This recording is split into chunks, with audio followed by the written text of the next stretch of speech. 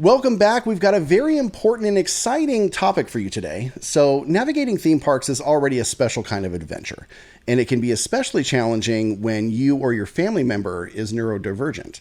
Today, we're thrilled to be joined by Kim Hamilton, known on Instagram as all things Disney underscore Kim and on YouTube as Neuro Adventures. Kim is a neurodivergent travel advisor, a certified autism travel professional, and an autism mom who's made it her mission to help neurodivergent families experience the magic of Disneyland and beyond. Kim, thank you so much for joining us. We're so happy to have you here. Yeah, thank you so much. Wow, what an intro. And I'm so happy to be here. Thank you so much for asking. I think, like we talked about, this is such an important topic and very close to my heart. So I'm just really excited to talk about all these things. Absolutely. Why don't we start it this way? Why don't you give us an intro? Tell us a little bit about yourself, your journey into becoming a certified autism travel professional, and kind of what inspired you to start helping neurodivergent families who travel to Disneyland or wherever they're traveling to.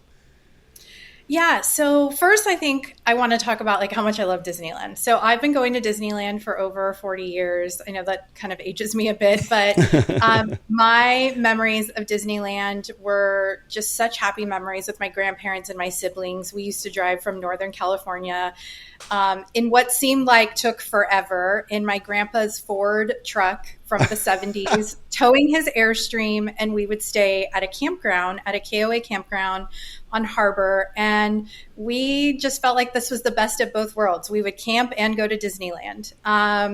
And really my love for it is like based on all of my childhood memories, especially with my grandparents, because I'm very close with them.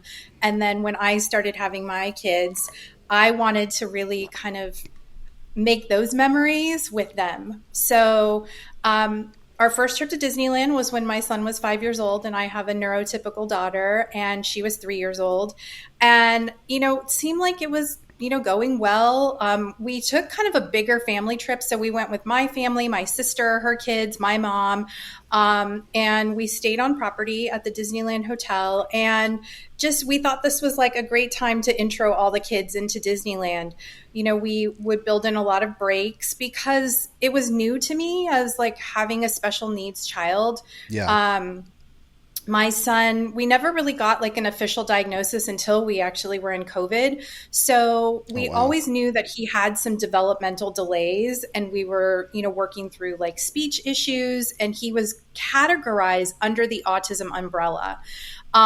So we, on our first trip, I brought all of my doctor paperwork and my documentation to get what we call DOS, which I didn't even know it was called DOS at that time, waited in line at City Hall.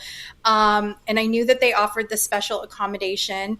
But again, like kind of figuring out my son, this was like our first amusement park. I didn't know really what to expect. And pretty early on in the trip, like I started noticing a little things like, he didn't like anything remotely fast. He seemed fine, like in Toontown and all those kind of like interactive play areas. But then there were certain things that would really bother him. Like he was one of those kids, like as a toddler, he would love like playing in a planter box alone, but didn't like to get his hands dirty. He loved bath time and swimming, but like we would walk outside when it would rain and he would like freak out, or sprinklers. So we were just noticing like little sensory kind of sensitivities. But at Disneyland, I just didn't put the two and two together until we were really kind of in the thick of it.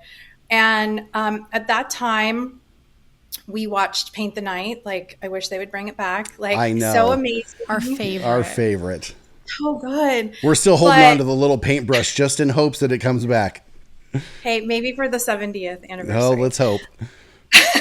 So he was sitting on my lap. We were sitting on Main Street and sitting down kind of on the asphalt. He was sitting on my lap. And I remember this day. All the kids were well rested. We had always taken an afternoon break and come back. And as the first few kind of floats were coming in, he physically like turned around into my stomach and chest area and just went to sleep. And I was like, what the heck is going on? But I just realized like the music, the bright lights, the crowds, like he just was on overload. And we continued to like see things in our, in our trips after that. But that's really what like motivated me to enter into this space, because I love Disneyland. And since he was 5 up until now, like we've made some amazing memories at the park. And I felt like I have something to share with other parents that are like me, like Yeah. how to navigate through Disneyland. And whether you've been every year or you just go a handful of times, like I still feel like it was knowledge that I wanted to share. So I thought earlier this year, like I was kind of looking for like a hobby. And I also just had been really wanting to do this for a long time. I started my Instagram page back in December, and in February decided to align myself with an agency, because I thought I'm a planner. I'm a type A person. A Yeah. lot of people, when they plan their trips, they come to me, just friends or family. And I thought, well, why don't I try it? So I aligned with the agency, and then I decided to take the certification to become a certified autism travel professional. And it really is all stemming from my love of Disney, but also being that autism mom and knowing how we do Disneyland and wanting to share that. But beyond Disneyland, like how we take long car rides, how Right. we go on a plane, all the things, because it's all pieces of information that's important to other families that feel like they can't travel, Right. or they have to like leave their special needs child at home and just go with their neurotypical kids, or how do they balance both. And I also want to just be very clear, like this is from my perspective. All of these Right. things that I'm sharing are my perspective, and for kind of the experiences that we have gone through. So it's all transferable whether you're on the spectrum or not. And it's about like kind of taking a trip that works for your family and at the pace that's comfortable for everyone. Right. Right. And I know that, the term neurodivergent has been pretty popular in the past maybe few years. Yeah. It's not a very old term. It's not a very old term in the sense of people using it, frequently. And I think it's become a lot more common now. But that term still is such a broad term that, I mean, that can mean a lot of different things, a lot of different diagnoses. So when I ask this question, I know it's a difficult thing. So again, it's from your experience, and in your experience with working with other families. What are some of the common challenges that neurodivergent families face when they're visiting Disneyland? A lot of them are really around like a couple of families that I work with. One specifically, they were a family from Texas. They had never been to California. And the mom was really worried about like, I don't know how to do this. Like, I just don't know. Right. Like, how do I plan my day? My daughter also has a list of things that she wants to do. How do I kind of balance my son who needs more support versus getting everything on that list done that my daughter wants to do? And I think she just needed some help just to kind of like level set, because Yeah. when you're booking a trip, you could easily go to AAA or Costco or book it directly with the Disneyland hotel. And you're really missing a lot of like valuable information of working with like a travel professional, because you get to have like more of those consultative type conversations and talk Right. about how your trip looks. And also like how much time realistically you should spend in the parks, because I think a lot of people that come into it, especially like families that I've worked with, they're always concerned like, can I see everything? Can I do everything? I only really want to spend maybe 2 or 3 days.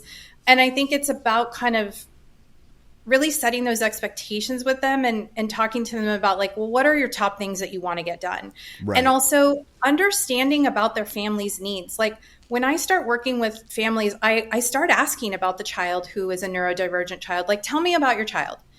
Do they like rides? How is their mobility? Where do they sometimes have kind of those meltdowns?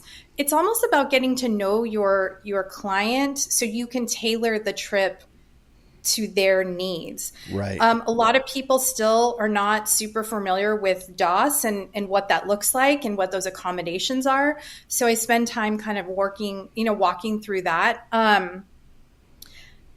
It's kind of a long-winded answer, but basically it's the challenges, like they're concerned that they can't do everything, how to balance a neurotypical child versus a neurodivergent child, and what's realistic, like how much time Right. should be spent in the park. And also, should I stay on property? It is more expensive. Is it worth it? So it's kind of talking through all of that. Yeah, absolutely. I've touched on this briefly on past episodes of the show.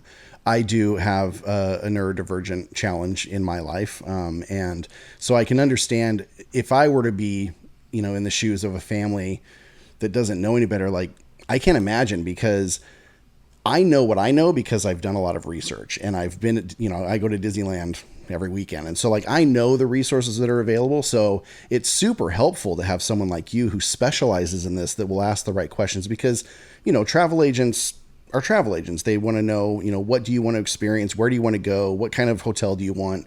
What parks do you want to visit? But there's a lot of consideration that's left out of, like, do you get overloaded? Are your senses overloaded by, loud noises or bright lights or smells, or, mine is sound. I have a really hard time with sound. And so, and I just used your link for a pair of Loop earplugs. Oh, nice. Yeah. So I'm really excited to get those. If you want more information on that, visit her profile, because Loop had earplugs. They block out so much sound, but you don't miss out on, like, conversations and stuff. But anyway, I sidetracked there. But yeah, so, my thing is sound. And so if I'm in a line and I hear everything. I hear everything around me. I can hear that guy talking. I can hear this person eating popcorn. I can hear this kid screaming, and I can hear that lady, clicking her nails or popping her gum. Yeah. And so it's overwhelming sometimes. So I have to remove myself from that situation. So in your shoes, like, you're able to say, hey, like, these are some of the considerations you have to think about. How do we help you get through that? And I think that leads us into the next topic, which is Disneyland does have some great resources, but something that I've found, and same with Walt Disney World. So let's talk about Disney as a whole. I found that they do have great resources. I've come across cast members who are so kind as to give me a map, and they'll circle quiet areas or certain places to avoid. But the problem lies in, it all depends on who you get that day. And, some will be super helpful, and some will just kind of give you the canned answer, and that's about it. And so, while they do have a lot of resources, sometimes it's kind of hard to gather them all because they're kind of scattered. Some of it is knowledge of a cast member. Some of it is on a website. So can you talk a little bit about the resources for neurodivergent families, and, kind of walk through how they can take advantage of them? Yeah, so on the Disneyland website, when you're applying for DOS, or if you just type in, like, neurodivergent, there's actually a lot of resources. Since the change with DOS, I would say, like, you started to see it, like, in the June timeframe, because the change with DOS took effect on June 18th. Right. They now have all kinds of resources on their site. If you have sensory sensitivities, if you have mobility challenges, anything that would really kind of qualify that could be a trigger for a neurodivergent child or individual, you can find those services on the website. Disney does have a lot of resources, but sometimes they're hidden. And I think, like, it is hard to kind of find everything. It's a little bit of an Easter egg hunt. And I think that's why, again, another reason to work with a travel professional who knows Disney, because they know where to find it. Or, like, what I've done is I've put together a guide from my experience, and then also from Disney research, of, like, kind of a comprehensive all in one place guide for places to take a break, for sensory considerations, all of those things. But I do think that Disney, I know this is going to be, like, a little bit controversial with everything that was related to DOS. Disney doesn't want to not include people, Right. I think they still are really trying to be inclusive. So I do think that if you have questions in the park, there are individuals who, like you said, there are certain cast members that are just amazing. I had a really good experience with one at the guest relations kiosk, and I think it's not there anymore because of the Haunted Mansion construction, but kind of over behind Harbor Galley. Yeah. I mean, she got out a map. She circled things. I mean, she walked me through everything.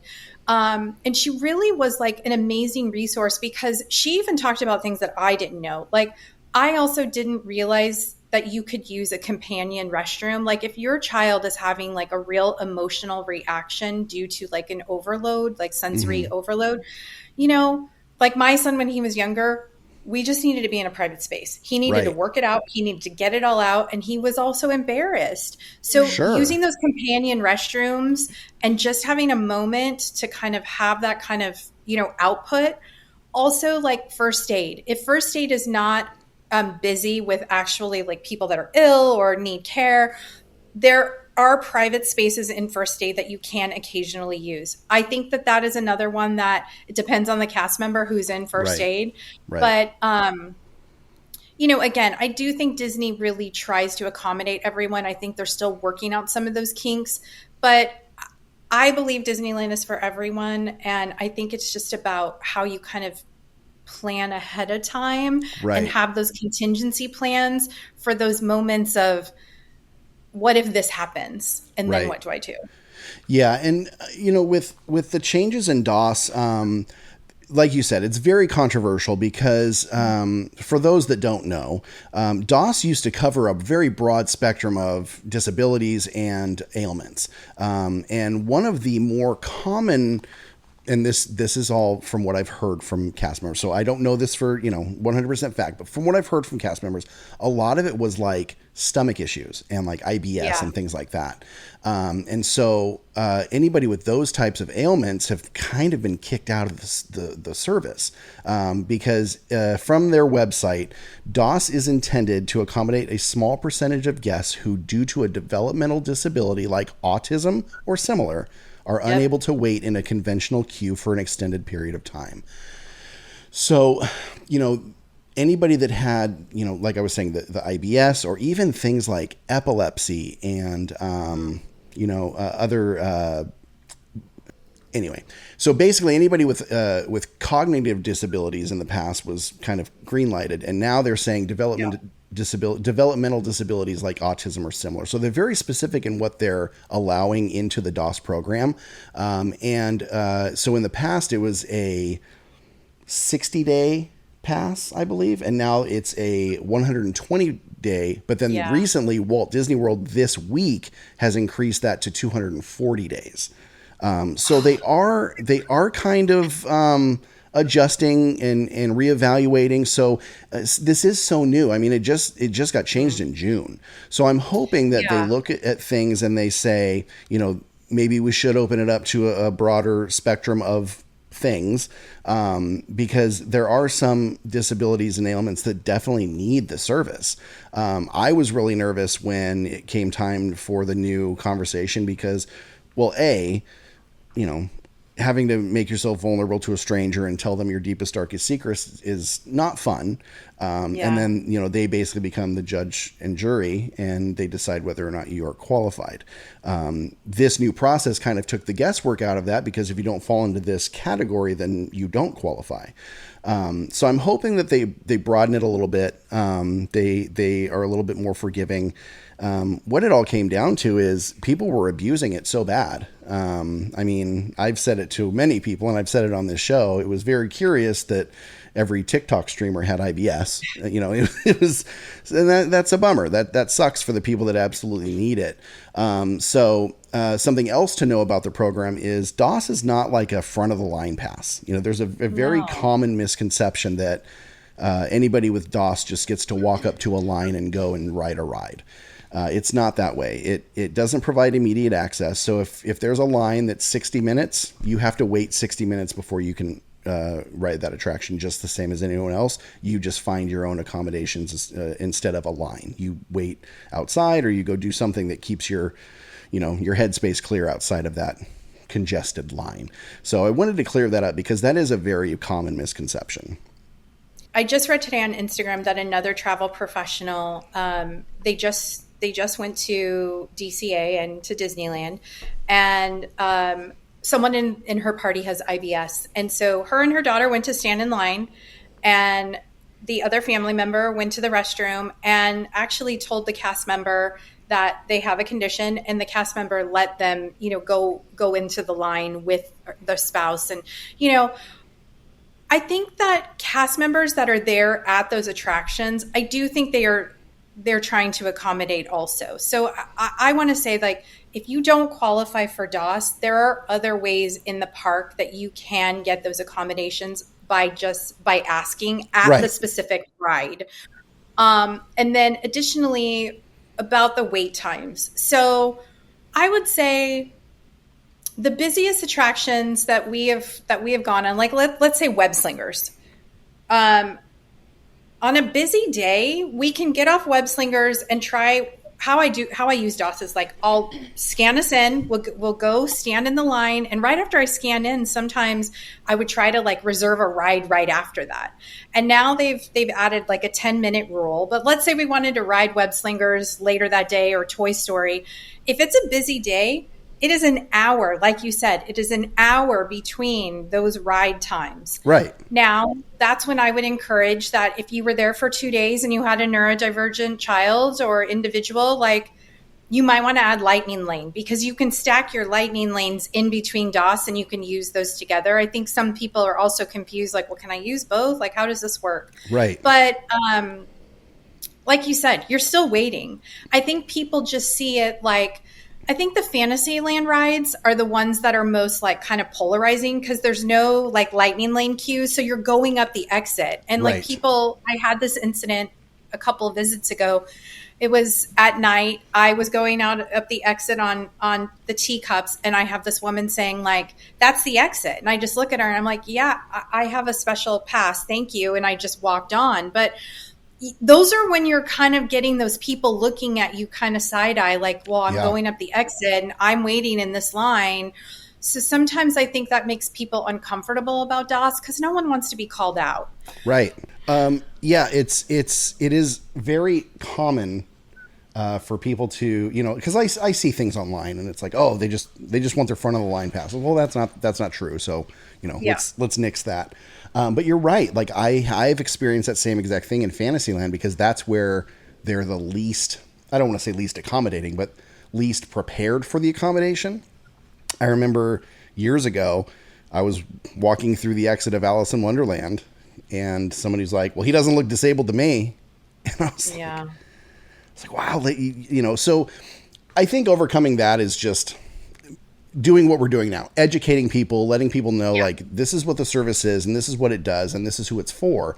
But also like letting people know, like, I think there's another misconception that, if say I have the DOS pass that Tabitha can go just use it whenever she wants. Well, that's not true either. If I have a DOS pass, I have to be physically present and scanned in for anybody else that's on my pass because you can have up to 4 people.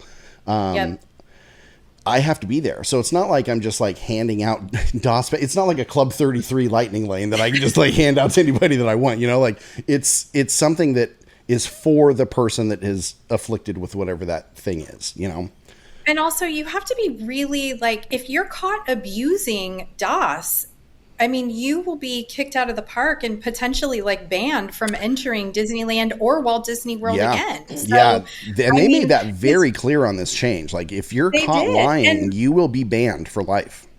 Yeah. Now I remember what we were talking about that I wanted to say. So I do hope that Disneyland kind of like takes some of that, learnings from Walt Disney World and expands the length of time for DOS. Yeah. This is just my 2 cents and my thought process is when you go and apply for or register for DOS there on site, after you walk through the harbor security, now they have an additional like accessibility booth that they've opened. You have to wait in a line to get screened by a cast member, and then you have to go and have this one-on-one interview. Right. I mean, again, this is my 2 cents. I mean, I think that they didn't factor in that they maybe didn't have enough staff to accommodate like those types of interviews. And also, when I registered on through the virtual process at home, which is, I mean, that is the preferred method. You're going to wait for hours, but you're waiting for hours in the comfort of your own home, and your child, is in their room playing or whatever. But this last time when we went up the week of 4th of July, I waited 3 times. I called in 3 times. The first 2 times it was over 3 hours, and then my son had to leave, and so I had to disconnect on the second time because that's something else that people need to understand. When you're registering, the person that needs the service needs to be available during the virtual process. They want to talk to them and they want to take a picture of them. Yeah. So 2 times over 3.5 hours. The third time, I waited over 5 hours, and that's when I finally got through to a cast member.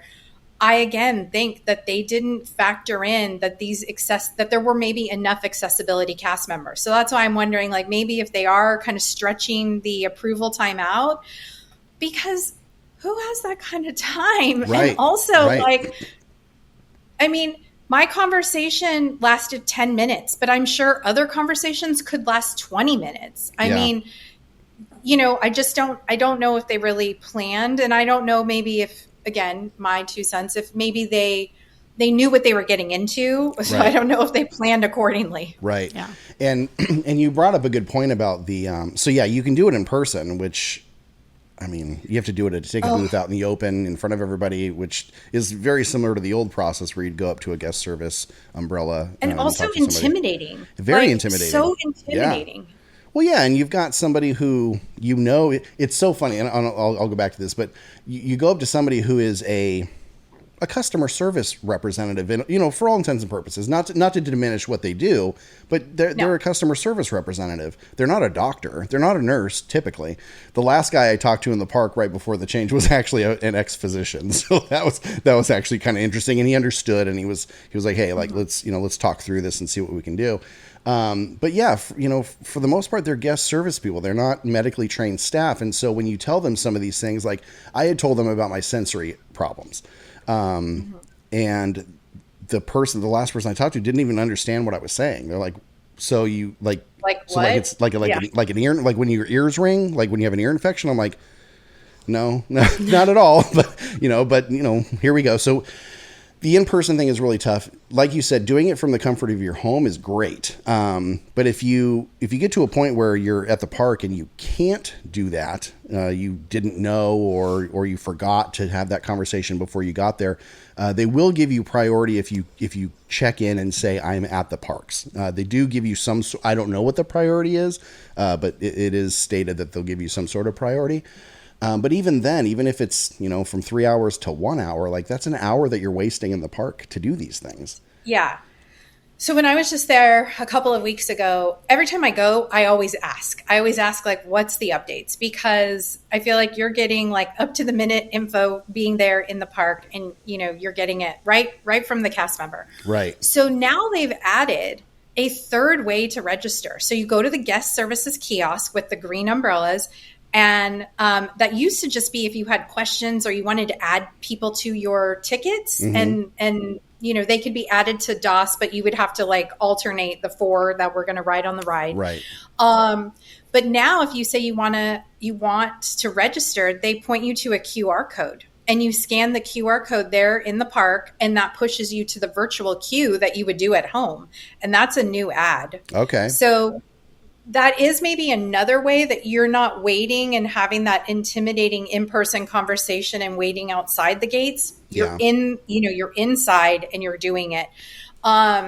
It's still, like you said, time wasted. You're there and you're spending 3 hours potentially on the phone trying to get this service. Yeah. You had mentioned, kind of, he doesn't look disabled.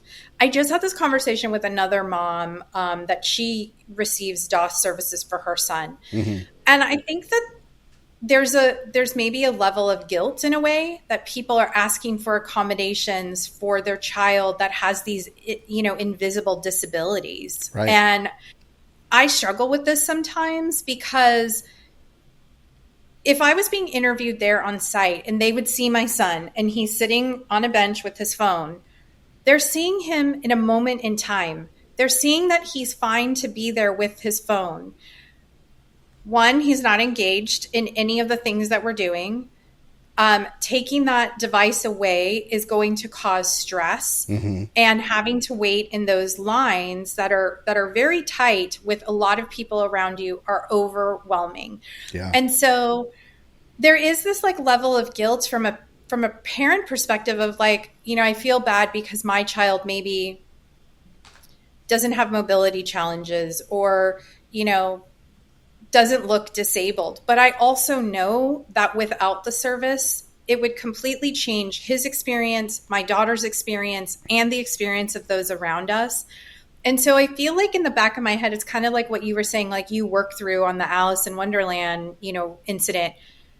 They don't know you. They don't know what goes on. They don't see you at your best day or at your worst moment. And Right. I feel like I know my son needs this accommodation, and I'm not going to feel guilty anymore for asking for it Yeah. because Yeah. he needs it. Yeah, and there was a long time where I was like I had this guilt where I'm just not going to use it. I just won't go on rides, and so I would just avoid Yeah. it at all costs unless we were with somebody that was like either new or didn't go a lot. So I've definitely been through that, and I've been through the guilt Yeah. part of it because again, like they look at me and they just see like some dude, like what's he need it for, and Yeah. then there was all the abuse going on with it, and so it's like, oh, he's just. Plus, I have a podcast, so it's like, oh, that's what he's doing. But they haven't seen me on days where I'm literally in tears walking out of a line because I can't handle, Yeah. the stress of everything, or they don't see that when I go and check in for my DOS, I'm like doing everything I can to use my body to cover the kiosk so nobody sees the blue blinking light that calls me out for this DOS pass, or I cringe every time I go on Big Thunder Mountain and they scream at me. Are you okay? Do you okay with stairs? I'm like, yes, I'm Every okay with time. stairs. Like, so it's like there is guilt involved, and there is some shame, and it's mostly because I don't want to be lumped in with people that have abused it, and so there's a lot of times we don't go on a ride at all. So, if you followed me around for a day, there's no way you would think that I'm abusing this system because we don't hardly go on rides. We're there enough to where we check in for dinner, we go and people watch for a couple hours, and we go home. But, but there is that instance where I'm checking in for a ride and it's like, I just feel like garbage because I'm like, man, I hope nobody's looking at me going, oh, look at this guy. He's just abusing the system. But over the past few months, I guess, I've gotten, and actually I'm going to give you some credit after our conversation that we had lumped in with a conversation that I had with that ex-physician cast member. He was like, this is what it's for. Like, you have a need and you have a reason for using it. So whatever anybody else thinks around you, it doesn't matter what they think. Like, if you need the service, use the service. That's what it's here for. Yeah. And so I'm slowly coming around to where I don't have so much guilt or shame in using it. And I have used it a little bit in the recent trips that I've taken, and I don't feel so weird about it. But yeah, it's got to be normalized. And so I think that brings me to my next topic of, one of my missions, one of your missions is to help normalize neurodivergence, especially in travel, public spaces. Can you talk a little bit about why, or how we as a society can be a little bit more inclusive? I think that unfortunately, this current landscape that we're in it's been made okay for people to say things that are just not nice. Yeah. And I'm from the days of if you don't have anything nice to say, don't say it at all. Yeah, absolutely. And I think that companies are coming around to being more inclusive because I think this neurodivergent umbrella is coming more to light. And I think that actually COVID, I think coming out of COVID, that was a little bit of a silver lining of coming out of a global pandemic, is people are realizing that they may have ADHD. They may have the sensory processing disorder. I think that coming out of this time, it really raised awareness to getting support for the things that you need. Mm-hmm. And I think that normalizing it is going to, I think we can do whatever we can to speak about it and to share our experiences. But I think companies are coming along on the journey that they also want to be inclusive. And I think the more we see of that, the more it's going to get normalized. Yeah. I just saw a reel on Instagram, and I'll send it to you. And I posted it to my stories yesterday. It was from Breeze Airlines. Breeze Airlines had an autism travel event at an airport where they had travel to nowhere. And they got kids through TSA.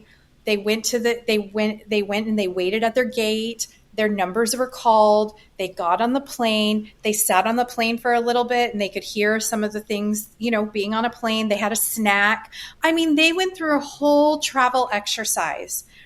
And I was like, oh my God, this is the most amazing thing that I know, right? That's amazing. Yeah. Like, with companies like that, and also like you're seeing it in social media, like I hope other companies see that they do the same things. Right. And I hope also like it's not just for kids, because I think a lot of the things that you're saying, and I think as my son gets older, I worry because I don't see so much support when kids are like teenage and adults, and they move into adults. Like, you're not just neurodivergent when you're 7, Right, like, right. It's your life. And I think, I'm doing what I can to share the message. I know you are as well. And I think the only thing that's going to really, truly normalize it is like, we act with kindness.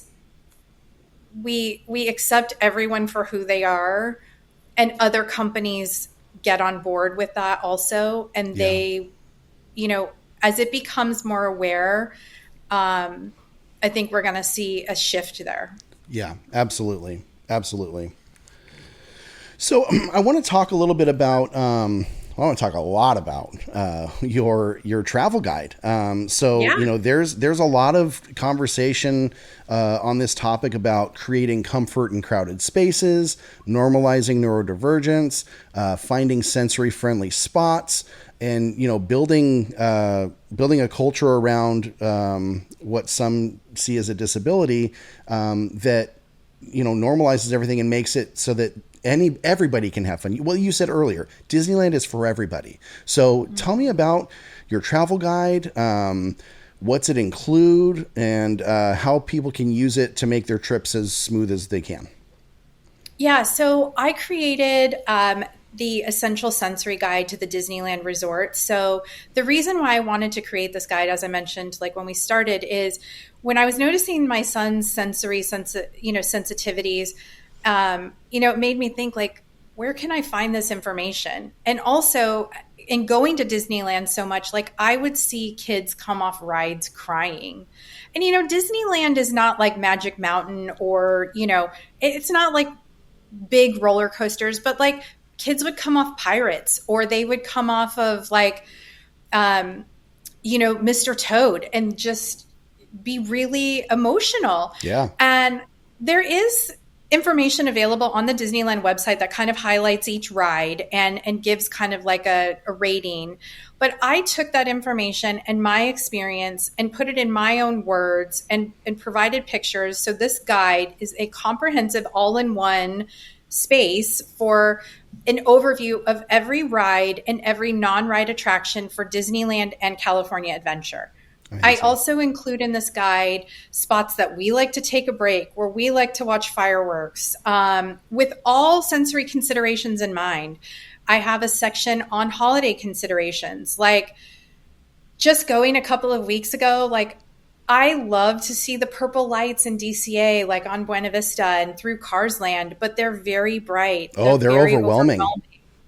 The sounds of Oogie Boogie, can be kind of scary and loud and catch people off guard.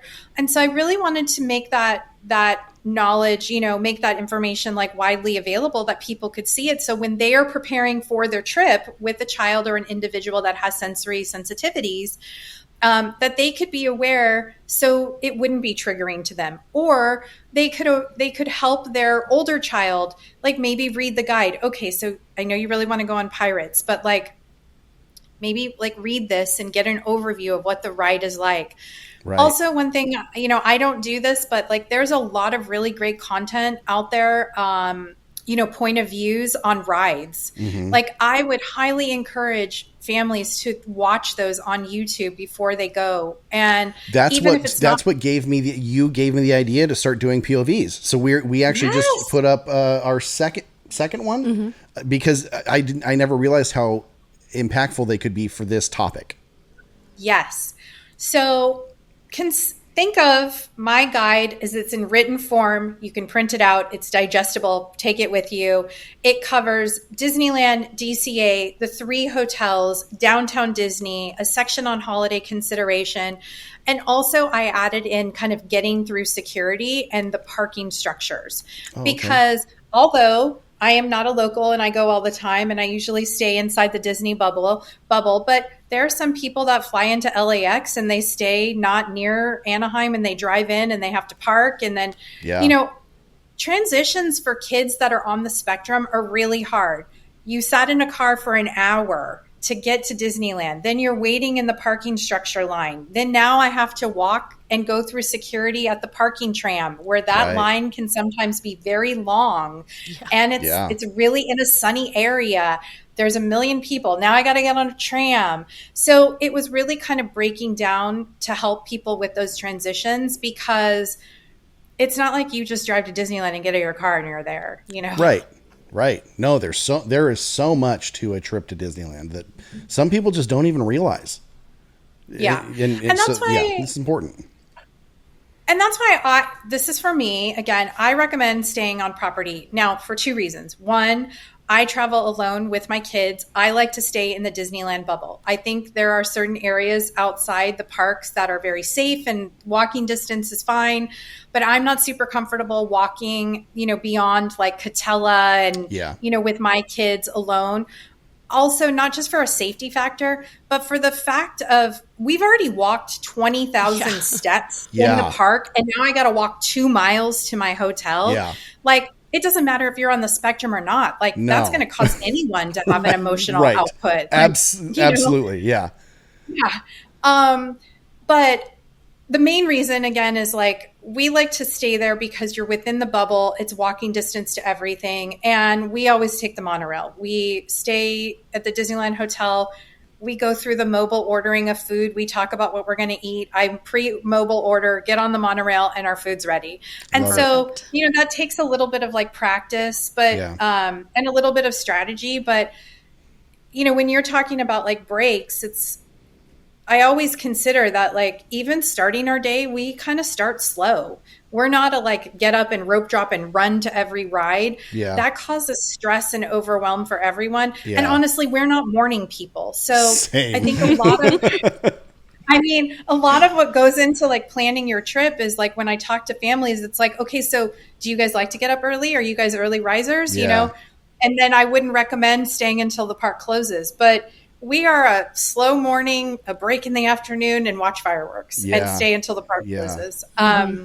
That's our speed. But I really just wanted to create this like comprehensive guide so parents could feel prepared in going to Disneyland and really be able to consider everything. Mm-hmm. Yeah, that's amazing. And I think that this could be such a great tool for every travel agent out there, every family who has a neuro kid, anybody that, I think most people could benefit from this guide. So how do we find it? Where do we get it?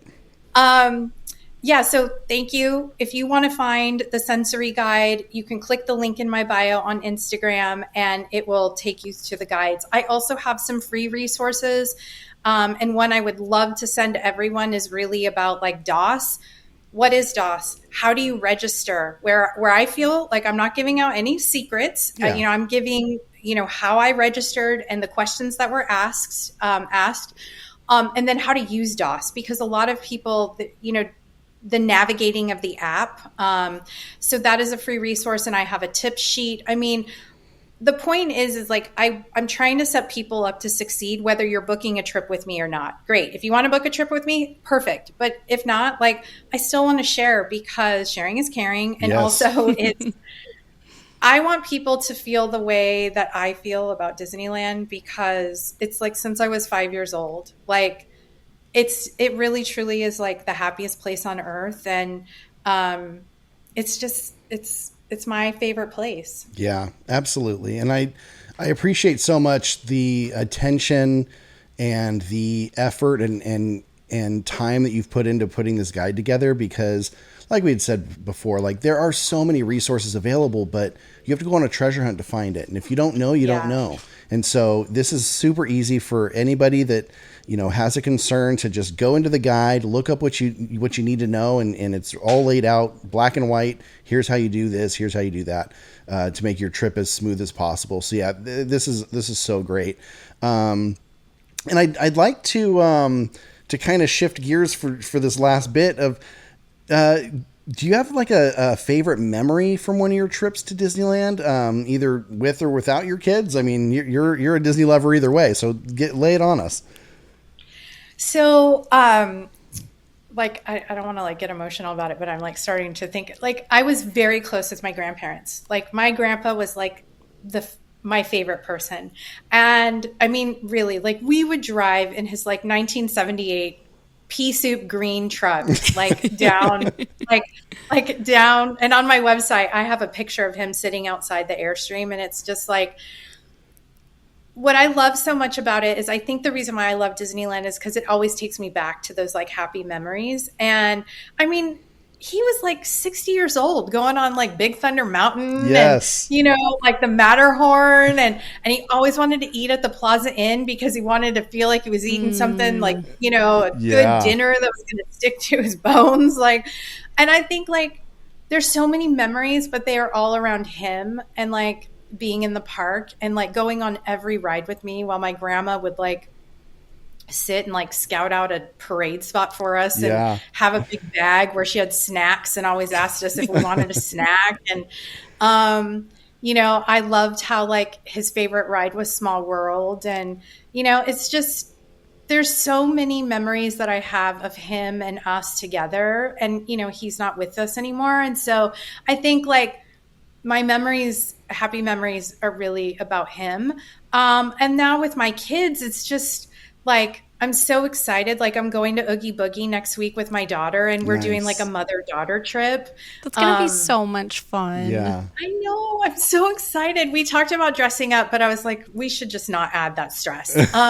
Just get a cute Halloween shirt get matching shirts, and it'll be perfect. Yeah, exactly. Yesterday on Etsy. There you go. First, I have to say this really quick. So the last time we were there, we met some other like Disney content creators at I was at Trader Sam's because I wanted to buy the Matterhorn tiki mug. Yeah. And so I was waiting in line, and then my daughter's like, look at their ears. Oh my gosh, they're so cute. And they had the cutest ears. And so I went over and talked to them, and they're like, oh, we got them at Tokyo Disney. Cause it was like Chip and Dale in like little bows. Oh yeah. Yes. Yeah. They're adorable. So cute. Because my daughter's like, where do they get those? And I want them. So I went over and talked to them, and then we just like totally got to talking, and now follow each other on Instagram. But we were talking about like Inside Out, and my daughter being in 6th grade, she's very like ennui, and like so on brand with like her dark hair. Yes. And so we talked about her dressing up as ennui, and then I was going to be sadness. And now that I know it's so hot next week, I can't commit to a turtleneck and a blue wig with my glasses. But yes, we bought our t-shirts yesterday. Amazing. But other memories, like are really around like my kids and the things that we do. I mean, I think that we are pretty lucky since we are Magic Key holders, and we don't live down the street, but we go quite often. And every time we go, like we do a little bit different things, like and add other things, outside the park or activities. Like we always try to go to Splitsville. My son loves to go bowling, and so we try such good food. We love Splitsville. Yes, we love Splitsville. There have been times where we're riding the tram in, and we're like, we should just go to Splitsville first. Yeah. I mean, we always add in things that are like on our rest days. Also, my son, like we love the water slides at the Disneyland Hotel. Oh, nice. Yeah. So, just so many memories. My daughter and I always like to watch all the YouTube videos before we go and make our list of what foods we want to try. And then we talk about those. So, it's just such a special place to me. It really is. And whether it was like from my childhood or now with my kids or going to grad night, I remember like being with my high school friends, and it's just always been a place that's brought me like so much joy. Absolutely. Yeah. Well, you're in good company here. That's for sure. And, thank you so much, not only for being on the show, but also for all the work you put into doing this guide and sharing your resources with everybody. It's super inspiring to see the work that you've done and continue to do to help neurodivergent families. And, this is something I wish that we had taking my brother when he was little. Absolutely. It would have helped so much. Absolutely. I wish it was something we had when I started kind of recognizing like, hey, this is hard for me. Yeah. Yeah. So I'll definitely be looking over the guide and making sure I know everything too. I think I know a little bit, but I don't know as much as you do. But yeah, thanks for, if I have one thing to thank you for, it's thank you for allowing everybody to experience the magic of Disneyland equally. That's what's super important, I think, in this conversation is you want everybody to experience the same magic that you do if they have a challenge in their life. So thank you for that. I know that the listeners are going to benefit from the advice. So we encourage everybody to check out Kim on Instagram. We're going to have links down in the descriptions wherever you're listening, YouTube or on the podcast. But you'll find her at allthingsDisney_Kim. And then Neuro Adventures on YouTube. Please follow and subscribe. It's especially if you have somebody in your family you think would benefit from this. And please share away. We want you to share with everybody. Kim, any parting words? Well, I just really appreciate you asking, and I thank you so much for all of what you are sharing also. And I think that our love for Disney is something that can go across everyone, whether you're on the spectrum or not. And I think we're sharing, like we said, Disneyland is for everyone. And so I really appreciate it. Thank you so much. I hope to meet you in the park. Oh, you will. Next you week. will. We're going to try and come see you. She might be too busy next week, but if we can squeeze into your plans, absolutely. But if not, we definitely need to, we're saying this live on the show. It's going to live on the internet forever. We will definitely meet you in person because you are so our people, and we are so appreciative of you. Oh, well, thank you. And I really appreciate it. And I would say any parting words to any families that are considering going to Disneyland. It is possible. It may look a little bit different, but different isn't bad. And, I'm here to help and be a resource in any way that I can, because I want, like you said, I want everyone to experience that magic. Absolutely. Well, thanks again for joining us. And please, everybody go follow, subscribe, and grab that guide. Thank you so much. Yay! Thank you. Oh my gosh, it was so fun.